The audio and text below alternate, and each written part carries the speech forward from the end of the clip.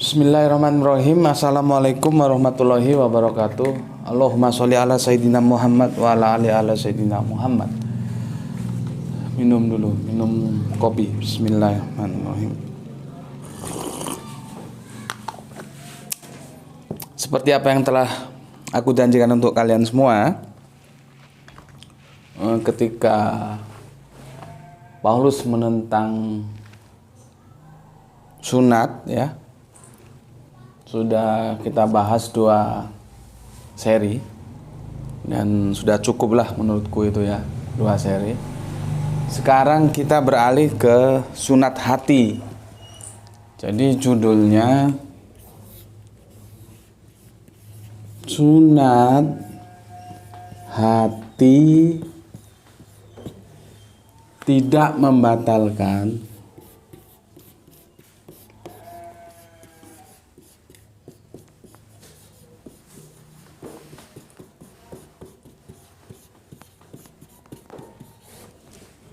sunat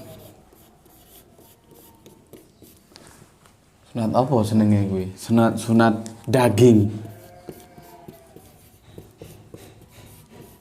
Sebetulnya begini, ya. Jadi sunat hati itu tidak membatalkan sunat daging.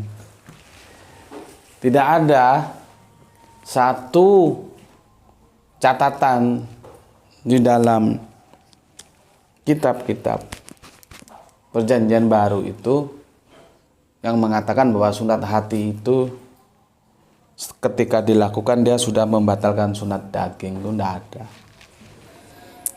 Dan kalau kita lihat semua yang berbicara tentang pembatalan sunat, ya, dari sunat daging ke sunat hati, itu semua itu tulisan-tulisannya Paulus, ya, surat-suratnya Paulus yang mendominasi itu. Seperti yang telah kita bahas, ya, yang akhirnya dia mengangkat diri menjadi rasul untuk orang-orang tak bersunat. Seperti aku jelaskan kemarin dan aku sampaikan lagi, kisaran ini bermuara pada sidang Yerusalem. Maka jangan pernah terlepas kerangka berpikir sidang Yerusalem itu.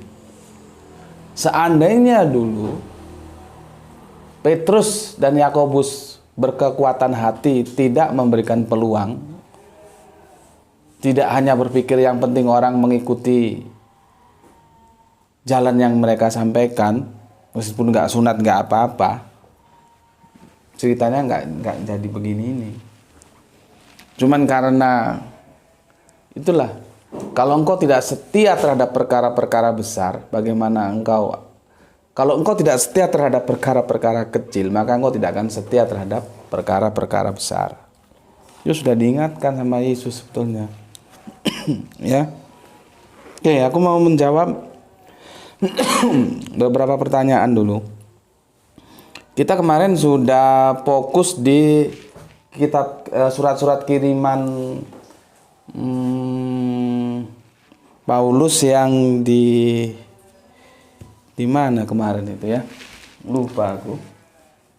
Sekarang kita yang di Roma, ya, kitab kiriman kita fokus yang di Roma. Setelah kemarin yang di Galatia, ya, di Galatia 5, kemerdekaan Kristen itu sudah kita bahas, ya, Galatia. Sekarang kita ke Roma, karena Roma ini juga berbicara tentang sunat, ya. Galatia kan sudah kita bahas kemarin. Sebelum itu aku mau memberikan komentar terhadap komen-komen teman yang masuk, ya, yang aku anggap memang menarik untuk diberikan jawaban dari komen-komen yang ada itu, ya. Nabi palsu sudah. Ini kamu lihat di huruf W, ya. Huruf W ini panjang ini. Huruf W, ya, di unggahan yang kemarin. Begini komennya. Paulus lebih menekankan hidup rohani yaitu hidup dalam roh.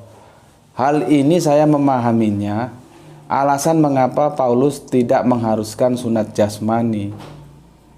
Saat kita mati, roh kitalah yang nantinya menghadap Allah, bukan daging atau jasmani kita. Jika roh kita baik, tentu perbuatan-perbuatan kita di dunia yang tampak pada perilaku jasmani kita juga akan baik. Tapi perbuatan baik yang kita tunjukkan lewat jasmani kita belum tentu atas dasar motivasi yang baik. Wah, ini panjang sekali nih. Oke, aku jawab dulu. Paulus lebih menekankan hidup rohani, yaitu hidup dalam roh. Iya, tapi kita tidak hanya terdiri dari rohani saja, ada jasmani.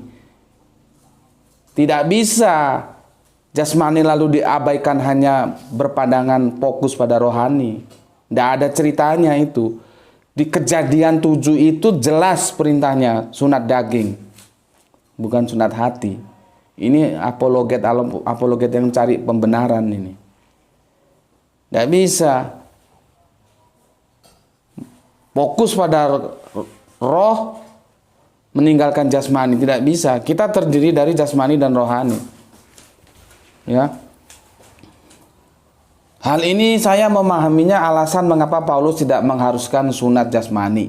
Bukan masalah rohani dan jasmani. Masalahnya Paulus itu mengangkat dirinya untuk orang tak bersunat. Bagaimana supaya langkah dia berdakwah kepada orang tak bersunat itu mulus? Maka dia mengatakan bahwa sunat itu tidak perlu, yang perlu sunat hati. Begitu, kerangka berpikirnya itu harus luas. Ya. Lihat track record dia. Oke. Saat kita mati, roh kita lah yang nantinya menghadap Allah, bukan daging atau iya jelas, tapi itu nggak ada ceritanya. Karena perintahnya itu sunat daging, bukan sunat hati. Ini kan sudah mau coba-coba minteri ini. Ya. Jika roh kita baik, tentu perbuatan-perbuatan kita di dunia yang tampak pada perilaku jasmani kita juga akan baik. Bagaimana mau dibilang baik rohnya? Orang disuruh sunat nggak sunat kok bilang rohnya baik. Coba, bagaimana mau dibilang rohnya tuh baik? Allah kasih perintah, itu sifatnya harus perjanjian kekal sebagai tanda bahwa dia akan menjadi Allah kita turun-temurun, sanksinya dilenyapkan. Itu nggak dilakukan, terus kamu bilang rohnya baik. Begitu. Baik dari mana? Ya, nggak bisa dipisahkan jasmani dan rohani, nggak bisa. Gitu loh. Gimana kok mau dipisahkan jasmani dan rohani? Oke, aku lanjutkan. Jasmani yang bersunat akan membusuk di tanah. Iyalah, ini nggak perlu ditanggapi ini. Aku kira itu aja ya. Sudah nggak ada lain yang perlu ditanggapi tentang roh. Tulisannya panjang sekali tapi isinya nggak ada, cuman itu aja yang perlu aku tanggapi yang berhubungan dengan sunat hati itu ya. Oke, aku kira itu sekarang kita fokus ke sini ya. Kita baca dulu, kemarin sudah kita bahas tentang Galatia sudah ya. Sekarang kita akan ke Roma ya. Galatia sudah, nanti dibaca lagi ya. Ke Roma khususnya hukum Taurat dan sunat tidak menyelamatkan orang Yahudi itu ya. Roma 2 dimulai dari nomor 17. Tapi kita nanti langsung ke nomor 25. Oke? Tapi sebelum itu kita baca dulu ini. Kita akan compare, akan kita bandingkan ya. Antara pemikiran Matius dengan pernyataan Alkitab. 1 Korintus 7:18. Begini dia bilang. Dan kalau seorang dipanggil dalam keadaan tidak bersunat, janganlah ia mau bersunat. Ya. Jadi dia sudah terus terang dia ngelarang. Janganlah mau disunat. Artinya nggak usah sunat gitu. Otoritas dia tinggi mana daripada otoritas Yesus? Antara otoritas Paulus dan otoritas Yesus itu tinggi mana? Yesus saja sunat kok. Dan ini ya, pernyataannya gini. Dan kalau seorang dipanggil dalam keadaan tidak bersunat, janganlah ia mau bersunat. Ya, jadi dia melarang orang bersunat kalau dipanggil itu.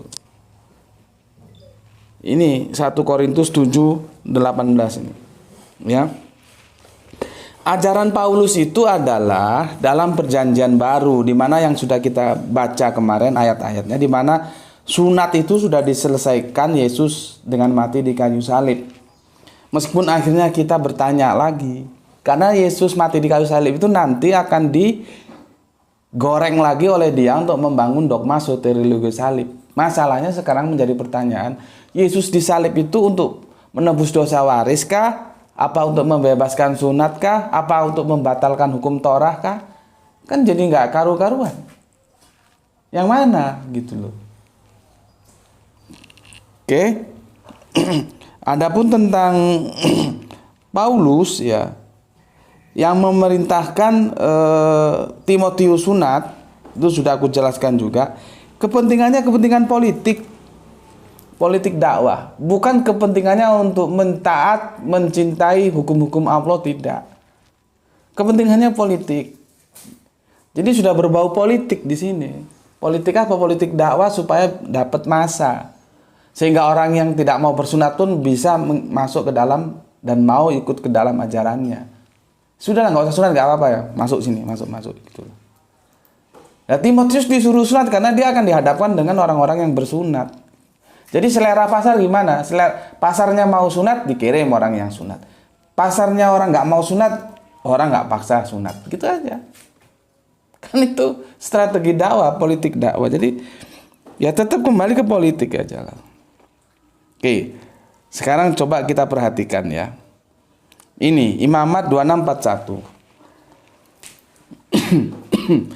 Aku pun bertindak melawan mereka dan membawa mereka ke negeri musuh mereka, atau bila kemudian hati mereka yang tidak bersunat itu telah tunduk dan mereka telah membayar kesalahan mereka. Hati mereka yang tidak bersunat. Ngerti nggak kalian memahami hati yang tidak bersunat? Ya, ini adalah Imamat 26:41. Ya. Hati yang tidak bersunat itu bagaimana cara memahaminya? Harafiah atau metafora? Di sini kan sudah terjadi kesalahan. Metodologi memahami teks itu sudah salah. Sesuatu yang berhubungan dengan hati dalam teks ini itu metafora, bukan harafiah. Sekarang kalau harafiahnya sunat hati gimana? Coba.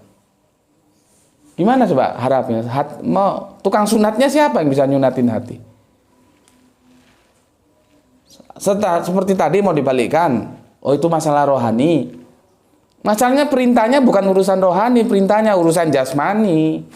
Suruh sunat daging, bukan sunat hati gitu loh. Sekarang Ulangan 10:6. Ya, Ulangan 10:6. 10:6. 16. Sorry. Sebab itu sunatlah hatimu dan janganlah kamu tegar tengkuk. Ini bahasa metafora. Ini di zaman Musa mereka juga tetap sunat daging. Jangan kamu pikir mereka sunat hati terus nggak sunat daging, enggak. Kan di Paulus saja mereka sunat hati untuk membatalkan sunat daging. Ulangan ini enggak. Ini bahasa metafora. Sebab itu sunatlah hatimu dan janganlah kamu tengar tengkuk. Ojo bandel gitu loh maksudnya. Tapi bukan berarti terus sunat daging enggak perlu. Gitu loh. Cara memahami teks itu begitu. Ya. Orang Israel itu tetap aja sunat hati, tetap aja sunat daging. Sunat hati itu adalah metafora. Sunat daging itu harafiah. Oke, sekarang Yeremia 44. Ya. Yeremia 44. Yeremia 44. Aku kumpulkan ayat-ayat ini untuk membuktikan kepada kalian bahwa ayat-ayat ini bukan berarti bahwa sunat hati itu bisa membatalkan sunat daging. Itu loh, aku kompilasi ini. Ya. Sunatlah dirimu bagi Tuhan dan jauhkanlah kulit katan hatimu. Nah, ini lebih metafor lagi nih. Kulit katan hatimu. Padahal yang namanya hati ya, masa hati ada kulit katannya? Ya, ini bahasa metafora, Anda tidak bisa pahami secara harafiah. Ya, kulit katan hati. Gimana itu? Oke, berikutnya aku nggak baca terusnya panjang ya. Ini yang paling asik ini, Yeremia 6:10 ya. Yeremia 44, Yeremia 6:10. Ini asik banget nih. Memang lu kira itu yang disunat itu hanya hati aja. Ya. Lainnya nggak ada yang disunat. Coba kita dengarkan ini. Kepada siapa aku harus berbicara dan bersaksi supaya mereka mau memperhatikan? Sungguh telinga mereka tidak bersunat. Ini juga harafiah. Artinya apa? Kupingnya dublek, dikasih tahu tidak mau tahu. Jangan kamu artikan terus telinga mereka tidak bersunat terus iki ono titik dok kuping deres gitu. Jadi bukan hanya sunat hati aja, sunat telinga juga ada. Dan telinga mereka nggak bersunat, artinya mereka itu kok dikasih tahu nggak mau denger. Itu loh maksudnya. Kesalahan yang semakin runyam itu adalah ketika kalian membaca teks-teks di dalam Bible tidak bisa membedakan mana narasi-narasi yang metafora dan mana yang harafiah. Bayangkan, sunat telinga ada, bukan hanya sunat hati, tetapi keduanya, sunat telinga dan sunat hati itu sama-sama dipahami dengan metafora. Karena nggak bisa, bagaimana mau nyunat hati? Bagaimana mau nyunat telinga? Orang nggak ada sisa dagingnya kok. Kalau titit kan kulit katan tuh sisa daging tuh bisa disunat. Lah kalau telingamu disunat tuh rantai. Itu artinya kamu jangan berkeras hati kalau sunat hati itu. Seperti yang ini, di ulangan ini. Kalau sunat telinga, kamu kupingnya jangan dublek kalau dikasih tahu, dengarkan, pahami. Itu maksudnya. Oke. Itu tadi Yeremia 6:10. Ya. Sekarang Yeremia 9:26 sama aja ini. Ya. Sama aja sunat hati ya. Yeremia 9:26. Yeremia 9:26. Orang Mesir, orang Yehuda, orang Edom, Bani Anom, orang Moab, dan semua orang yang berpotong tepi rambutnya, berkeliling ini, orang-orang yang diam di padang gurun, sebab segala bangsa tidak bersunat. Dan segenap kaum Israel tidak bersunat hatinya.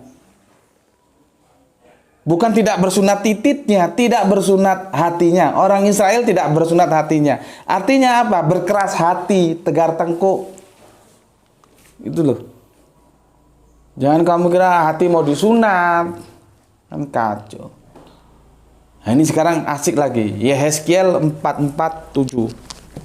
Ada berapa argumentasi ayat ini?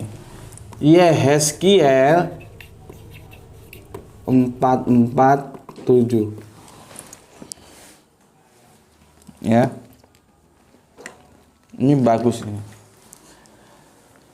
Yang membiarkan orang-orang asing, yaitu orang-orang yang tidak bersunat hatinya maupun dagingnya, masuk dalam tempat kudusku dengan kehadirannya mereka menajiskannya waktu kamu mempersembahkan santapanku, yaitu lemak dan darah. Dengan berbuat begitu kamu lebih mengingkari perjanjianku daripada dengan segala perbuatanmu yang keji yang sudah-sudah.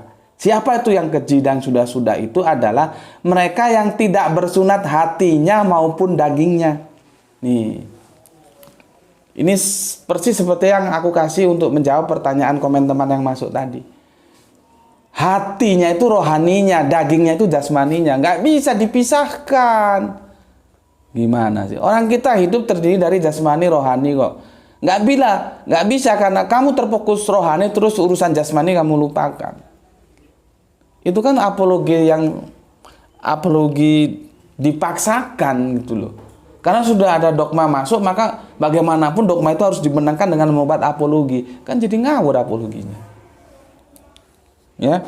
Di sini jelas kok tidak bersunat hatinya maupun dagingnya. Nih. Lihat di bukumu, di Alkitabmu, Yehezkiel 44:77.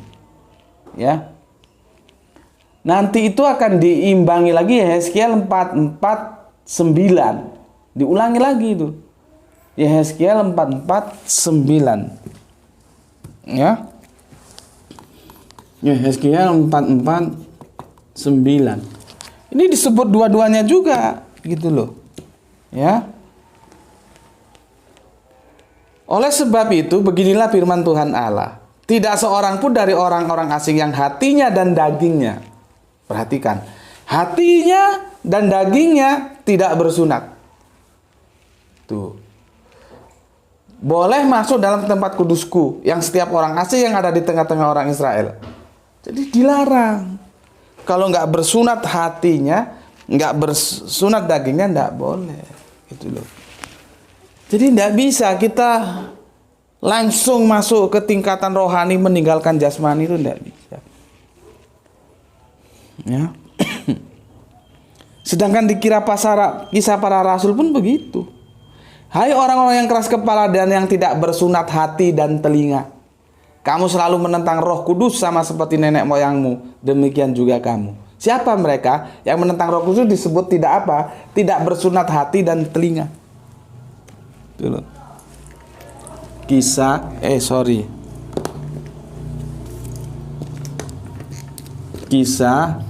para Rasul 7:51. Ya. Tidak bersunat hati dan tidak bersunat telinga. Jadi artinya apa? Tinggal dibalik saja. Diperlukan sunat hati dan sunat telinga. Sekarang Roma. Nah, kita mulai masuk ke Roma ini ya. Kita mulai masuk ke Roma. Fokus kita memang di Roma sekarang ya. Nih. Itu tadi dalil-dalil pendukung ya. Artinya sunat hati itu boleh, tidak dilarang, monggo silahkan. Kalaupun mau ditarik bahwa sunat hati itu ada dalam tataran hakikat boleh, tapi tidak boleh melupakan syariat. Teks dan konteks itu tidak bisa terpisah. Bagaimana ada konteks kalau nggak ada teks? Memahami teks juga itu harus dilihat konteks. Artinya teks dan konteks itu harus berjalan bareng. Syariat dan hakikat itu harus berjalan bareng. Bagaimana ada syariat tanpa hakikat? Bagaimana juga hakikat tanpa syariat? Kan tidak bisa. Gitu. Jadi jangan ujuk-ujuk dibawa lari difokuskan ke masalah hakikat, masalah rohani, jasmaninya lu abaikan. Berawal itu dari jasmani, perintahnya itu sunat daging bukan sunat hati. Jadi jangan serta-merta ketika ada kata-kata sunat hati menjadi pembenaran. Oh itu sunat hati. Iya sunat hati ada, tapi sunat daging bukan berarti harus dibatalkan. Ya.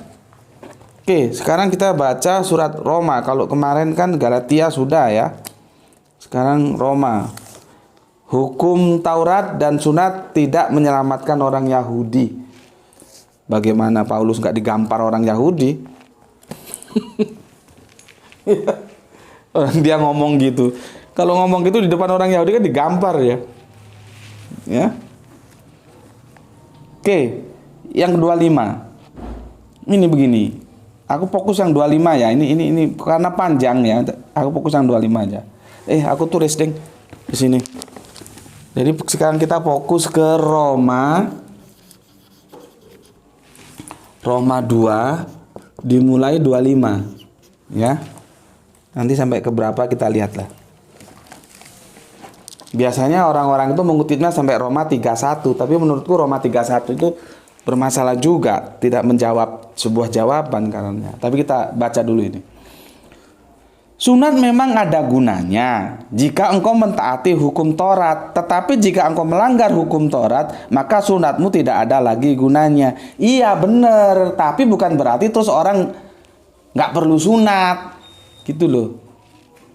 Ya, benar, aku setuju ini ya. Apa artinya kamu sunat? Ya, tapi kalau hukum Taurat itu tidak kamu taati, benar. Tetapi bukan berarti orang itu terus tidak usah sunat, kan tambah kacau. Justru harusnya orang itu diluruskan. Kamu sunat dan kamu menetapi hukum Taurat, begitu loh. Jadi jangan antara sunat dan hukum Taurat itu dipertentangkan, disuruh milih.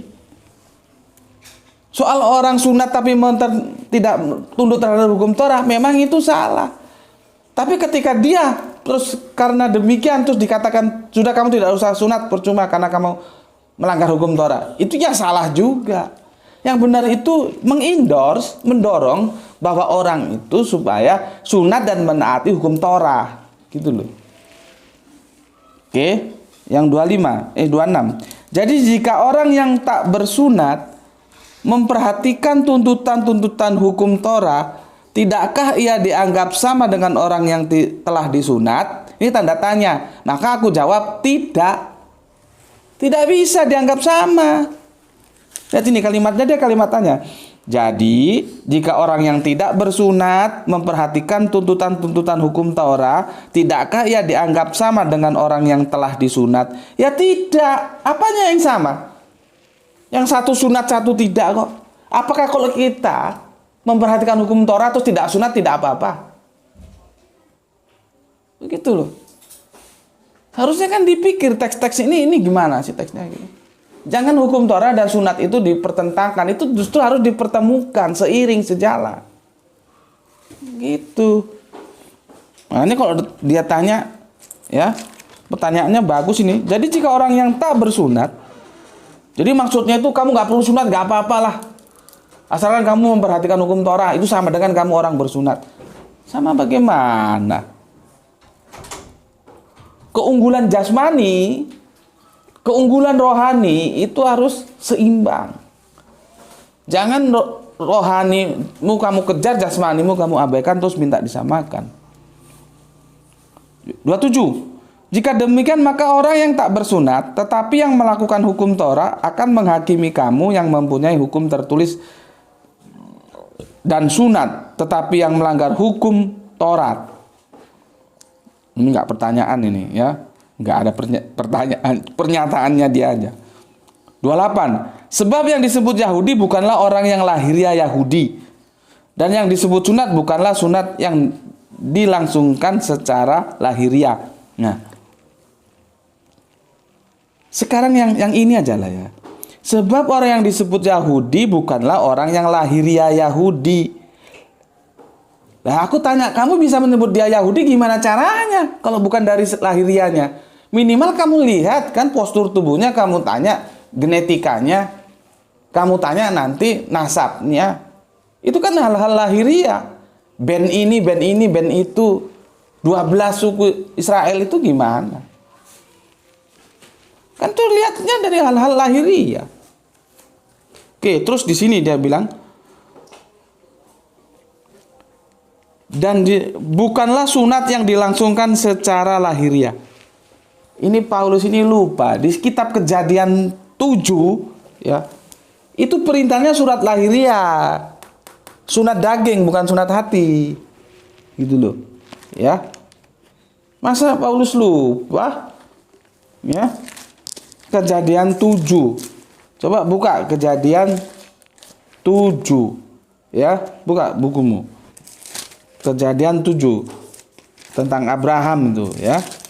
Sorry, Kejadian 17. Kejadian 17.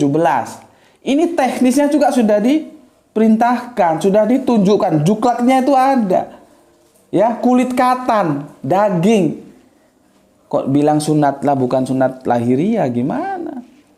Ya, aku nggak akan bacakan lah ya. Kemarin sudah aku bacakan, kamu baca sendiri di Kejadian 17. Yang disunat itu apa? Kok di sini bisa dikatakan bahwa sunat itu bukanlah sunat yang dilangsungkan secara lahiriah. Yang dilakukan Bapak Abraham itu ketika umur 99 tahun, ketika Ismail umur 13 tahun, ketika semua budak-budaknya dipanggil itu, yang disunat apanya? Apa bukan lahiriahnya? Ya.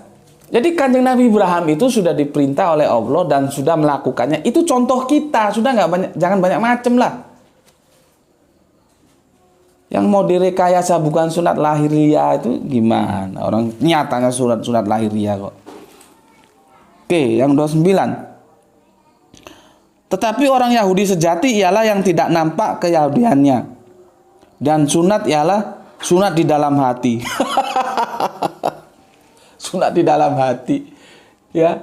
Musa itu sunat sungguhan. Yosua itu sunat sungguhan. Kanjeng Nabi Isa yang kalian sebut Yesus itu sunat sungguhan. Kanjeng Nabi Yahya ya, bapaknya Kanjeng Nabi Zakaria itu menjaga hukum-hukum Allah. Kok kamu bilang tidak sunat lahiriah, gimana sih? Itu Yahudi semua. Bagaimana Yahudi tidak bisa dilihat dari lahiriahnya, gimana? Coba ini.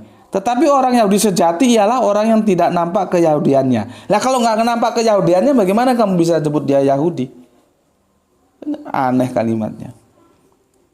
Oke. Aku kira itu yang cukup ya. Aku komentari ya.